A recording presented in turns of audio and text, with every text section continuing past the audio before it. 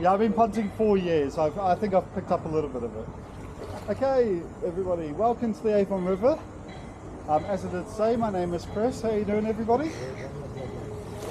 I do say at the beginning of each of my tours, I'm a loud guy that does love to talk.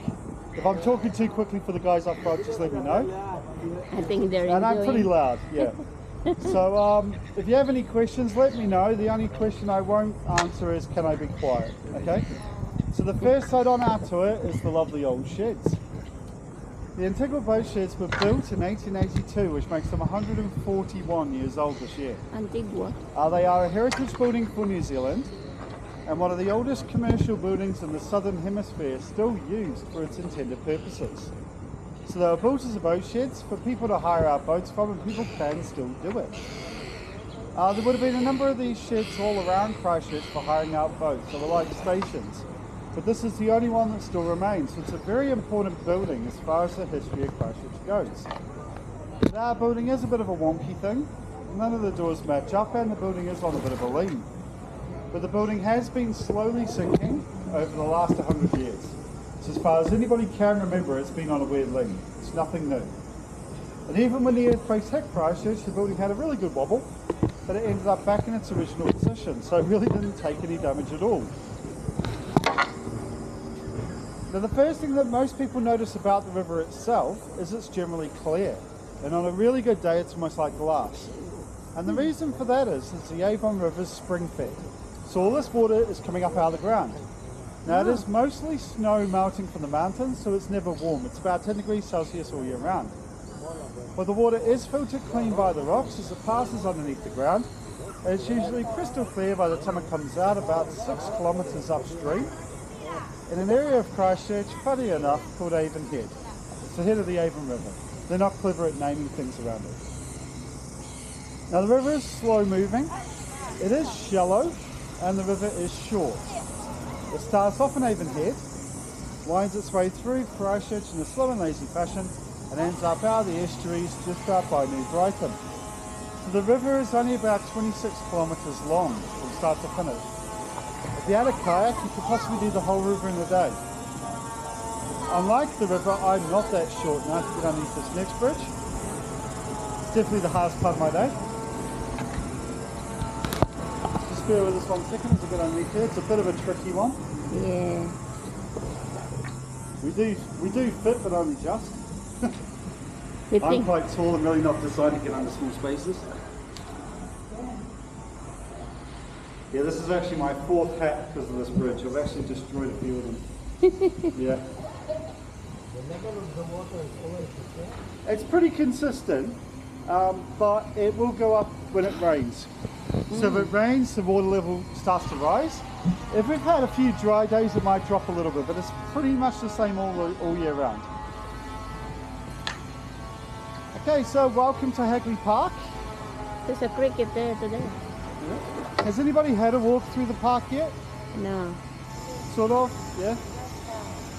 Is everybody visiting Christchurch? Yeah. Whereabouts is everybody from? Australia. Australia? Yep. How about you guys from? Whereabouts is home? They're English is enjoying. not too good. Yeah. Well, I'm originally from Timaru, which is just down the coast. But I moved to the UK when I was 14. So if my accent is hard to understand, it's because I lived in Wales for like 20 years.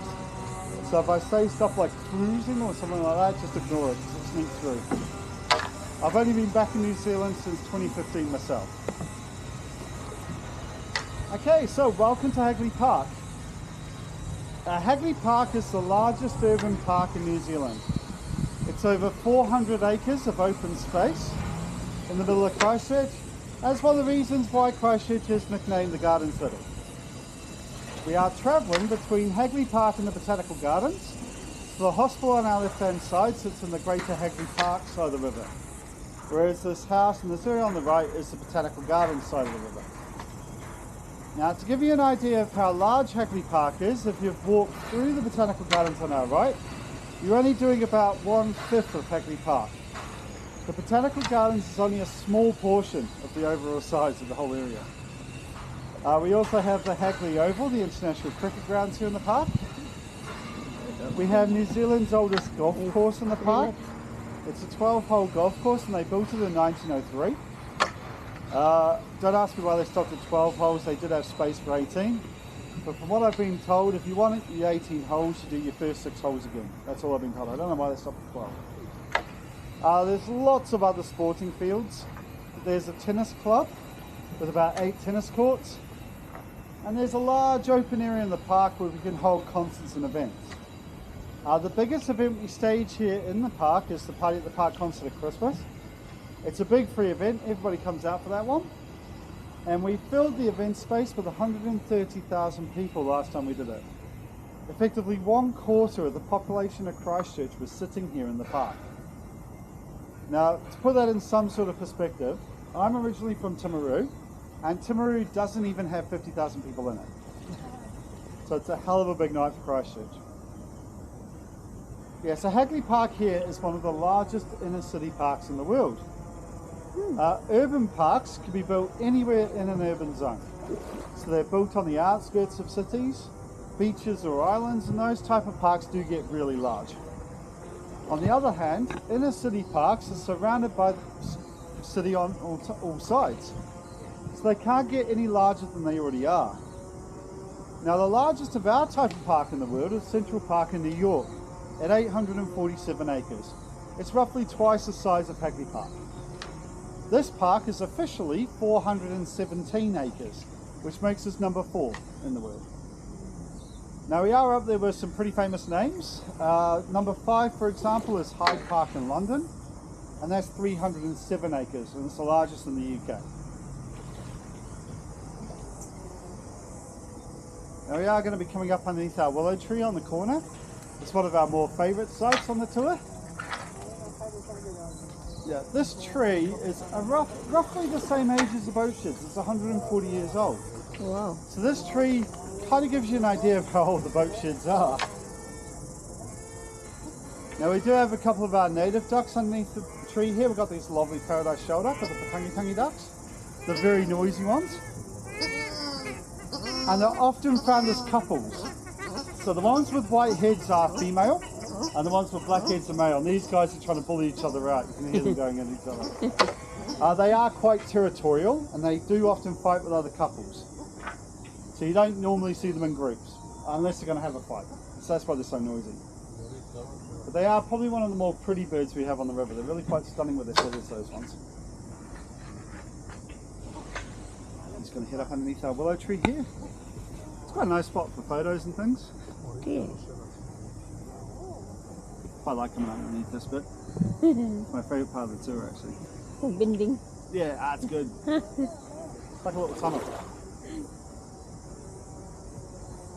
Now we are quite lucky that the river's quiet. The Avon is a public riverway. So if you want to bring a boat out on the river, you can, but it's not allowed to have a motor. Motors cause a lot of noise. They turn up the bottom of the river and often destroy the ecosystem, but they do scare away wildlife in the trees as well. We've been introducing native birds to the park.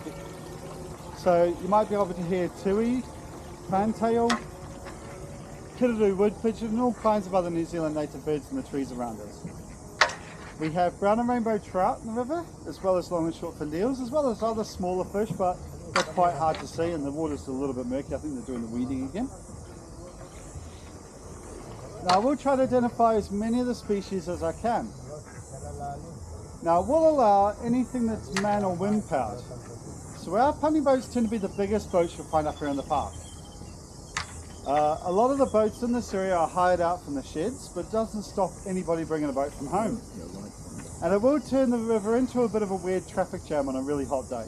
It can be super busy, hundreds of boats on this river in fact. But today is pretty quiet. Now you can hear up in the trees that we've got the cicadas, which is those lovely creaking noise you can hear. Cicadas, if you haven't seen a cicada, it's like a really big fly, probably about 2 inches long. And they make that noise by rubbing their wing carapaces together as part of their mating ritual. Now those insects can get very loud. A few years ago we had a big